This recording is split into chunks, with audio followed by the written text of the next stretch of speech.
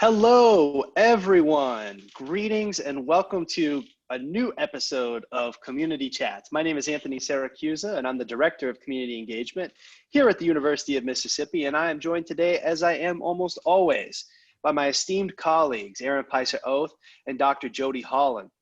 Community Chats, as you all likely know by now, is an effort on the part of Lafayette Oxford Foundation for Tomorrow and the University of Mississippi to raise up amazing people doing amazing work in our community. We come to you on Wednesdays and Fridays, and we just want to give our community leaders an opportunity to tell their story in their words. What is the work that they're doing? How did they come to be involved in that work? And what are their visions for the future? Would you like to be interviewed on the show, or do you know someone that we should interview? Please reach out to us on Facebook or at engaged@oldmiss.edu. Today, we have a very special treat for you all. We are going to be flipping the interview table, and our colleague Erin Payseur-Oeth will be on the other end of the interview. Rather than doing the interviewing, she will be interviewed along with Ike Adams, her esteemed colleague. They're going to talk a little bit today about the Leaderful Communities program, and we want to be able to highlight and raise up this statewide effort that they led over the last 10 or so weeks. And so without further ado, Erin and Ike, welcome to Community Chats. We are so delighted that you can visit with us today. Thank you. Thank you. So glad to be here. Fantastic. Well, look, y'all, let's get right into it. You probably know the drill by now, but let's get started by hearing a little bit from each of you. How did you end up in the Lafayette Oxford University community?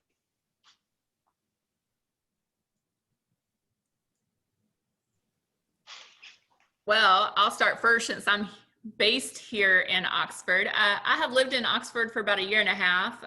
Prior to that, I lived in Texas for a number of years, and then prior to that, I am a Carolina girl at heart. So I grew up in North Carolina and spent a lot of time in South Carolina as well.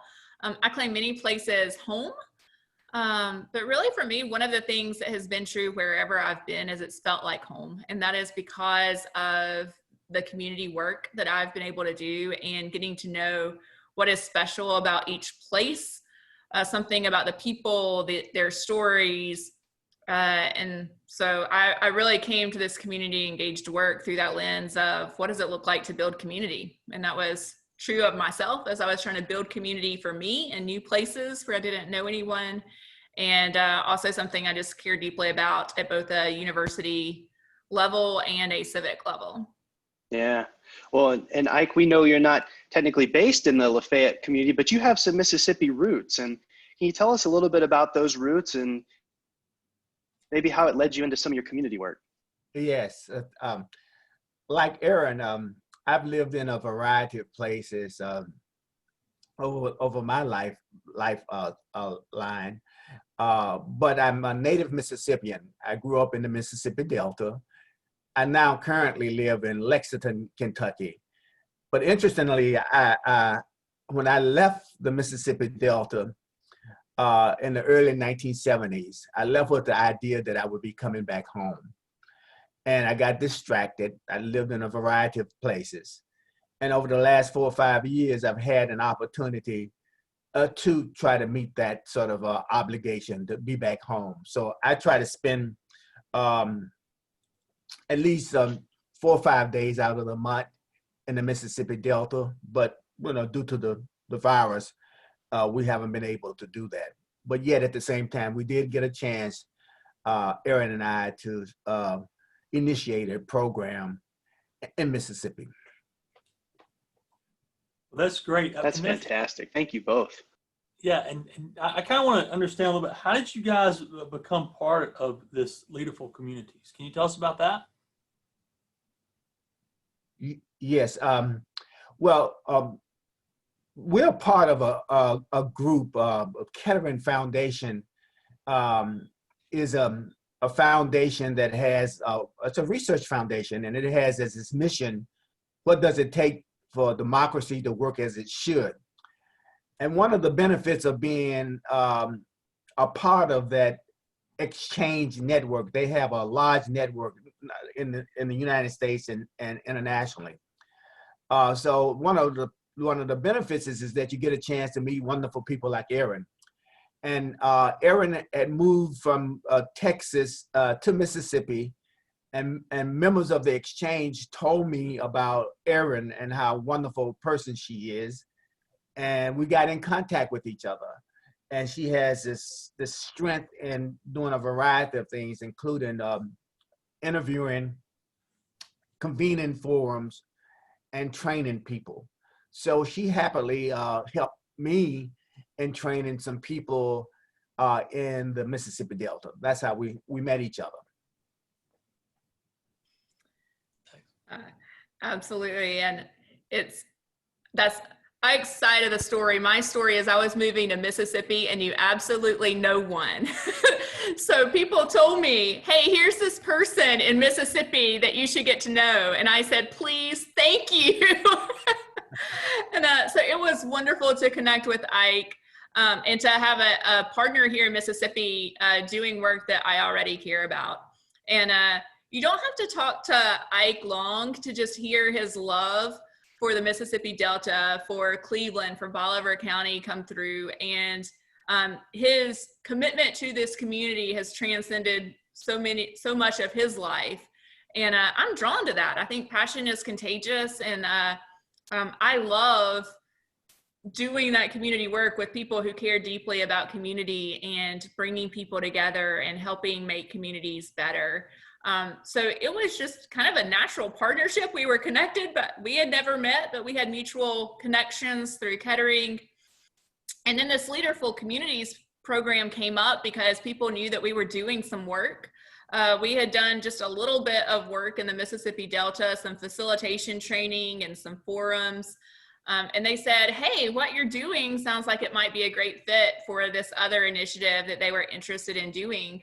And they came to us and said, hey, would you be a part of this larger program? And so we signed on and said, okay, maybe this is a framework that can help us do some of the broader work that we want to do, not just in the Delta, but across the state of Mississippi.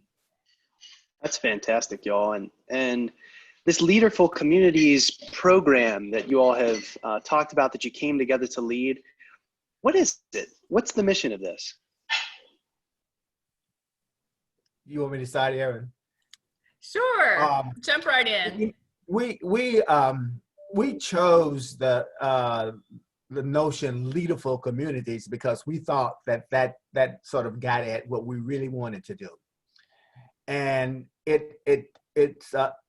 we put together a curriculum that had that in mind, of first identifying people who were active in the community, who were already doing good work in their respective communities, and to basically listen to their stories, to see what it was that they were doing in their communities to make them active, their passion, their challenges. And we wanted to essentially provide that framework, the academy. For 10 weeks, I think it was 10 weeks, a 10-week sort of a commitment from all of those who were active. And we used as an organizing framework 6 books around engaging communities that David Matthews, who is the CEO for the Kettering Foundation, had put together.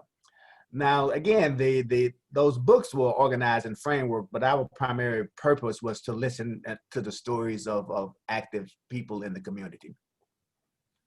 Erin, you want to kind of add more to that? Sure. I'll just add, the way it worked out is we had 12 participants throughout the program, and a mixture of representatives from different geographic communities. So we had a couple that were based here in Lafayette, Oxford. We had some from Tupelo and some from Cleveland, Bolivar County area. That geographic representation was such a rich part of the program. As Ike said, these were community leaders that were already doing work to make their communities better, addressing issues like gun violence or affordable housing or youth development.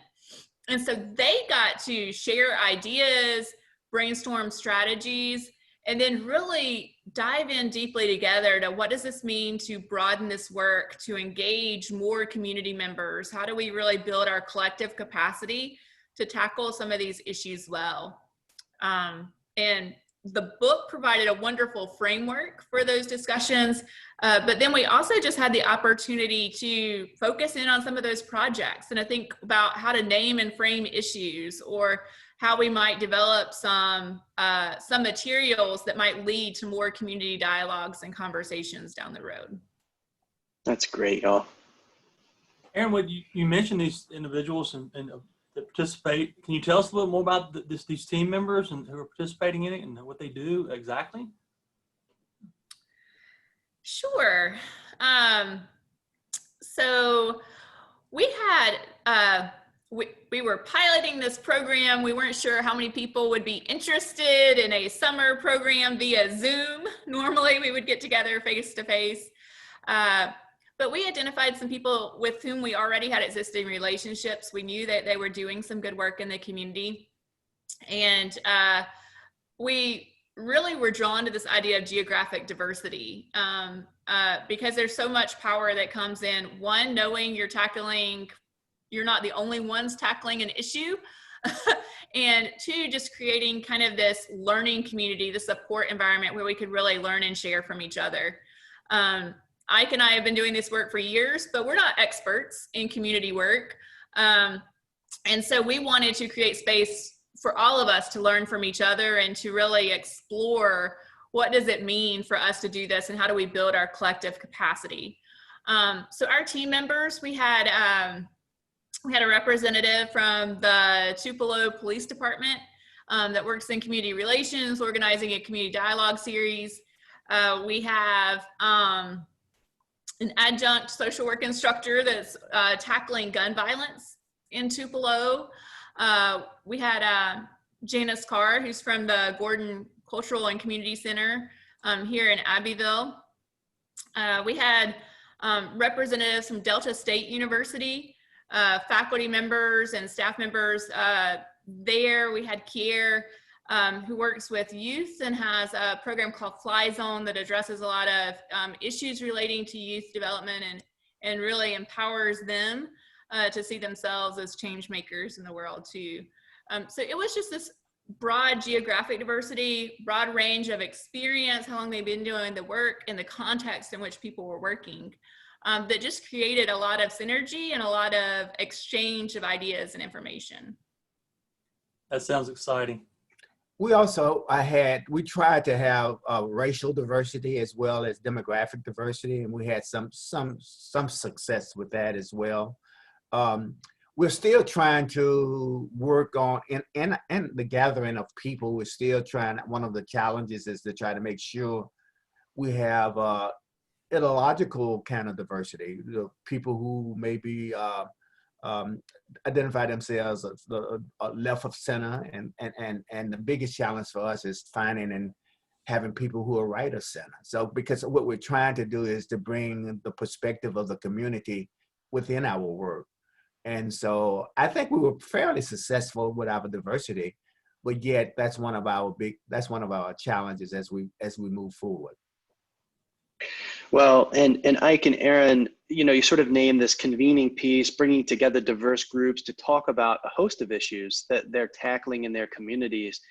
If you had to kind of sum up the core need that you're trying to address through this programming, how would you all describe that?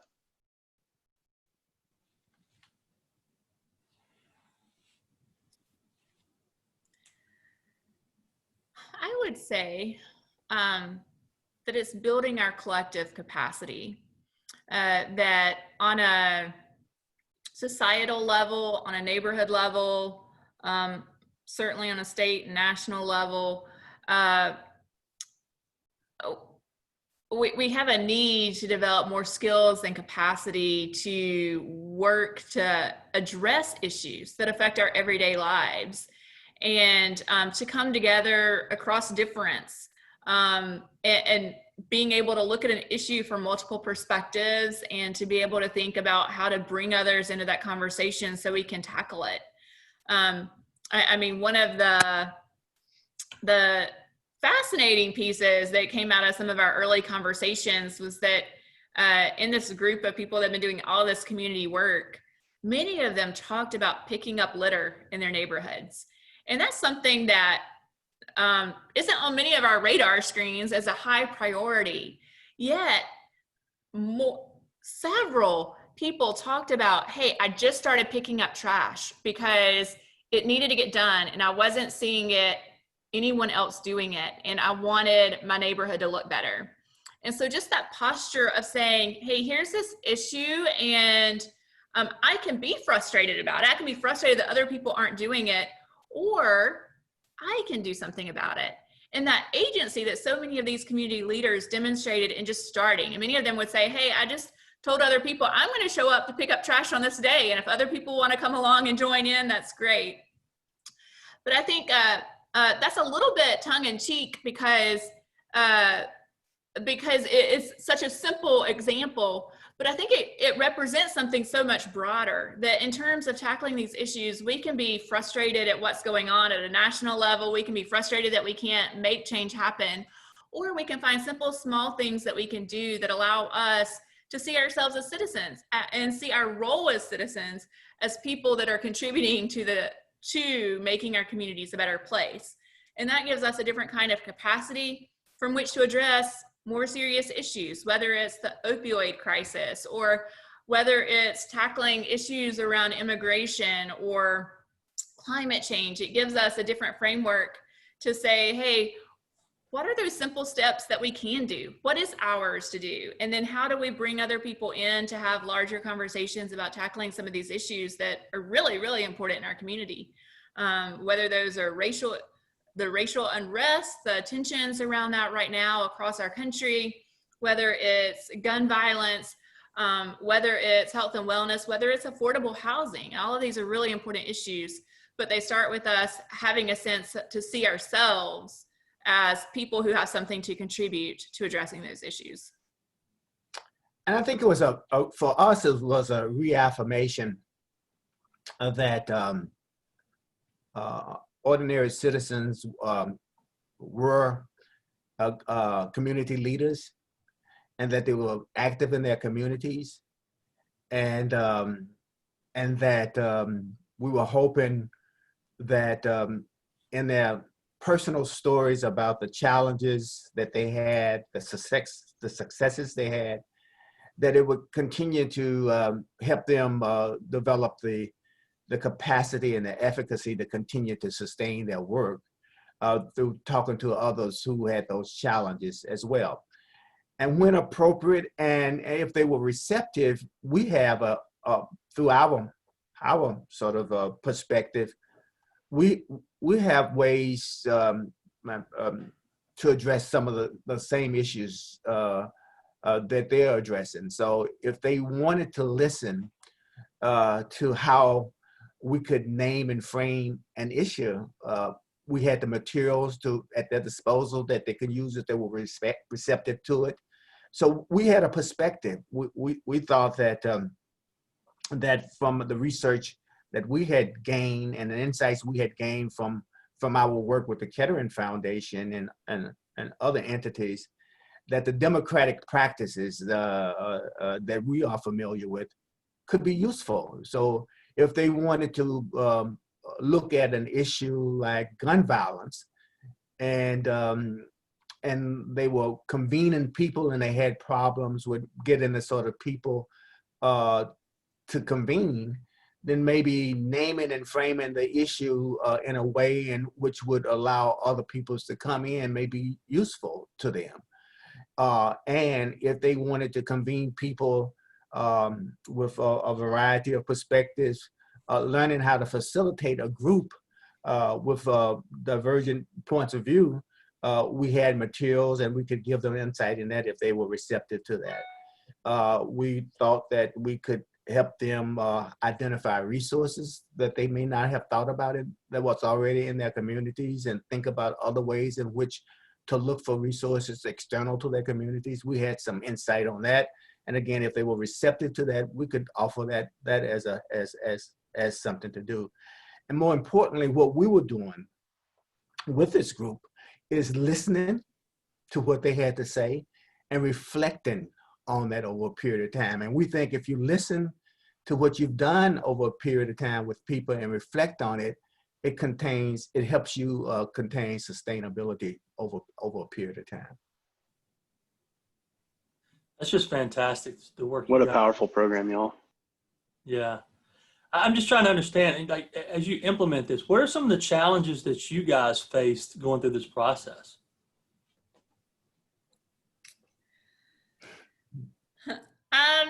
I think for us, one of it was just starting this program this summer when we were in a virtual only environment. We were unsure about technology access or skills, how it would work doing it in a remote environment, if that would hinder the conversation or the connection. So I would say that was one of the biggest challenges. And we had some hiccups along the way, but for the most part, the technology worked out fairly well. And then I would say the other challenge is keeping that balance, creating space to not be seen as the expert and to still create space where we can offer tools and resources, as Ike said, really wanting to speak in to and build a capacity, but also doing that from a place of recognizing that these participants were people that were already doing this work, and they were really the experts on the grounds in their communities. They knew what the issues were, and so really our role is supporting them and thinking about how we can champion their work and encourage them, give them some additional tools to support them in the work that they were already doing. That is powerful. Well, obviously, you all have stuck it through. You did this Leaderful Communities pilot. What a powerful model you've put together. Despite the challenges of technology and the pandemic, y'all were able to really advance this. What were some of the rewards that kind of kept you going, that made you feel like, hey, we're on the right track, we should keep doing this, and maybe even think about convening another group? Let me start, Erin. And one was the stick-to-itness that the group members had. We had to limit our group to about 16 because we thought that would be more than we could handle with the technology. And we had 12 people that consistently participated.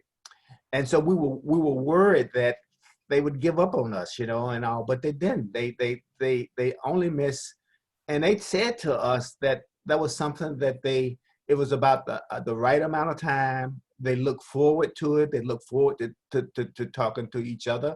So that was very rewarding to us and reaffirming.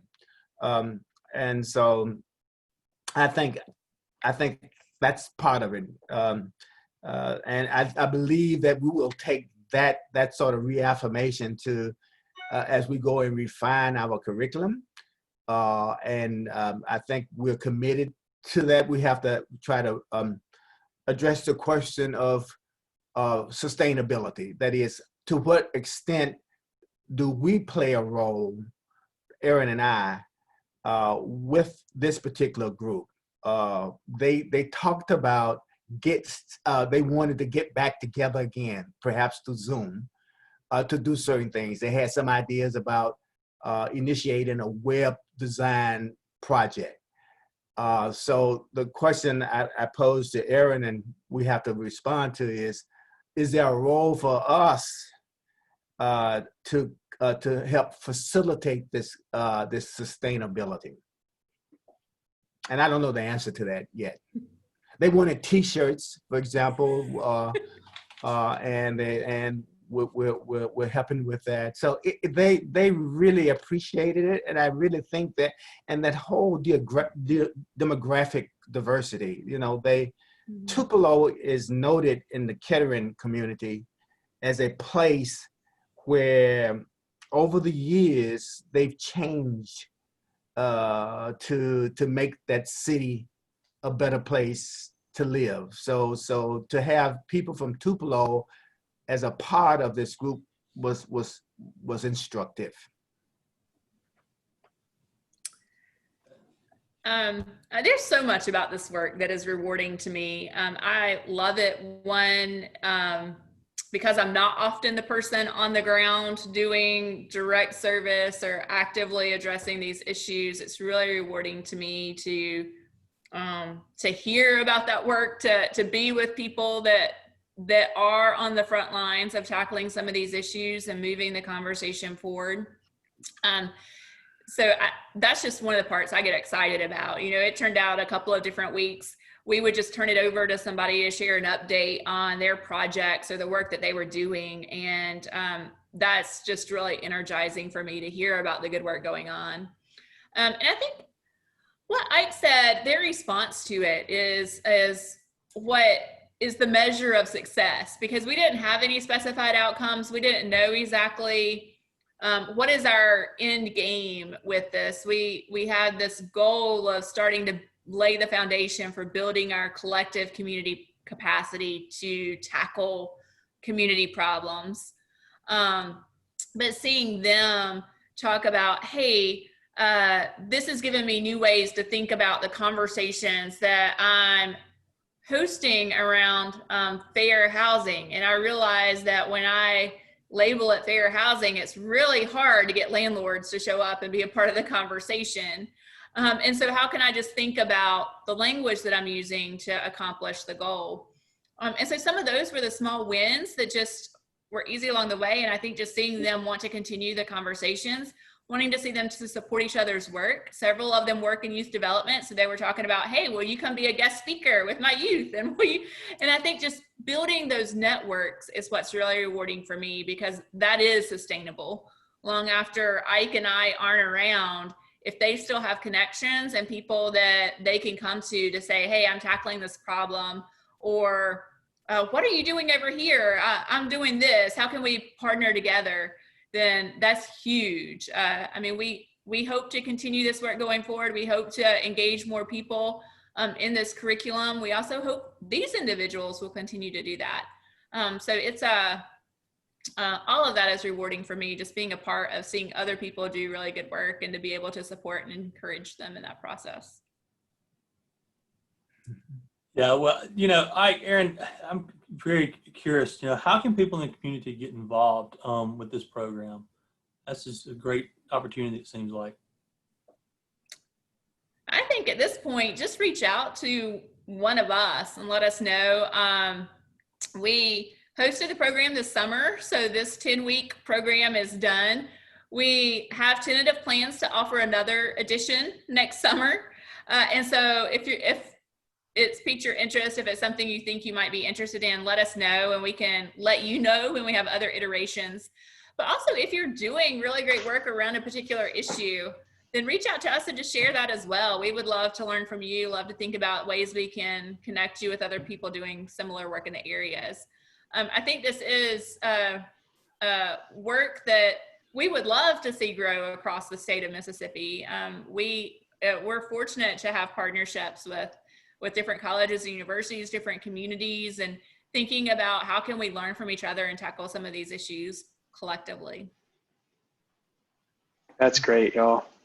Well, this is our 1-minute moment. Erin, you're very familiar with this, and Ike, this is an opportunity for y'all to share with the Mississippi community, the world, our viewers, all the folks tuning in from all over the planet. What is the message that you want to leave them with today? And if y'all each need 1 minute, that's totally fine. Okay. Well, I'm going to take a minute because probably less than a minute, but I just wanted to add to who I am. I left the Mississippi Delta in 1972, I believe, 1971, with the idea that I would come back in 2 years to my community. Well, I got distracted. I went to New York to get a degree, and I ended up going to Minnesota for another degree. I came back to the Mississippi Delta and taught 1 year at Delta State with an ABD, but needed more support, so I went out to California. So it's been a long time for me getting back to where I wanted to start in 1972. The Mississippi Delta is a very important place for me. Unfortunately, it didn't have the options for me at that time to stay in a place where I love. I had to go outside of the state because of all of these hindrances. And I don't want that for a young person like myself. I want them to have the options. If they want to leave the state of Mississippi, they can. And if they want to leave the Mississippi Delta, they can. But I want them to have the option to stay in a place if they love it. And that's what I think drives me in something like this, is to address some of the problems that people have about our state of Mississippi, and to turn it around where people think of the Mississippi as a place to love and a place with opportunities. And I think a program like what we're trying to do, that is creating the capacity of people to make those changes, will allow for kids like myself in 1970, or young adults like myself, to have that choice of staying in a place that they love. Yeah, that fits well with what my message would be, because I think I'll just keep mine simple. It's learn to love your community. And for me, that was one of the gifts in this pandemic, not being in Mississippi very long at all, being encouraged to stay at home, led me to discover my neighborhood in a new way, because it was my outlet. And running around my neighborhood, I got to know my neighbors, and I started to feel really connected to this place. And that can come in many different ways, but tapping into that love of our communities, where we see the challenges, but we also see the gifts of the places that we're in. And we see ourselves as something to contribute, a part of that. And that's huge. And you don't have to have a degree to do that. You don't have to have a position to do that. It can start with something as simple as picking up trash or cleaning up your yard or whatever it is. But when we see ourselves as part of a larger community, it changes our posture, and it just opens up so much potential, and it just feeds that love. I mean, 1972 to 2020, and you still hear just Ike's love of his community. And I've been fortunate to be a part of communities like that I just have deep roots and connections, because I just have fallen in love with those places, and they're forever in my heart. And we need to do that collectively. And if we can do that, we can really make our communities a better place for all of us. Well said.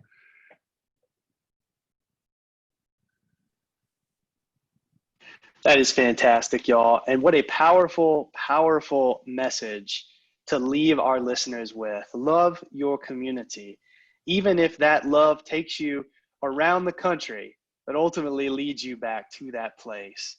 What a wonderful North Star for our listeners and community chats to be thinking about as they consider how they can contribute in meaningful ways to the growth and prosperity of their communities. Ike and Erin, we are just so lucky to have had y'all today. We're lucky to have y'all doing this work in the state of Mississippi. And I just want to thank you for offering the Leaderful Communities program, and for really demonstrating to the world how democratic practice can bring people together, how dialogue can lead to learning, shared experiences that can ultimately lead to constructive processes to build a better place. So thank you, Ike, and thank you, Erin, so much for your work and for being on Community Chats today. Thank you for having us. Absolutely. And thank you all for tuning in. As you know, you can find us on Facebook. We've also got our Spotify channel up and going, so you can hear this as a podcast. You can see it on YouTube, on our YouTube channel. So please like this video, share it, comment on it, raise it up, put it out there in the world. This incredible work that Erin and Ike are doing deserves to have a wide, wide audience. In the meantime, stay safe, stay engaged, and we'll see you next time on Community Chats.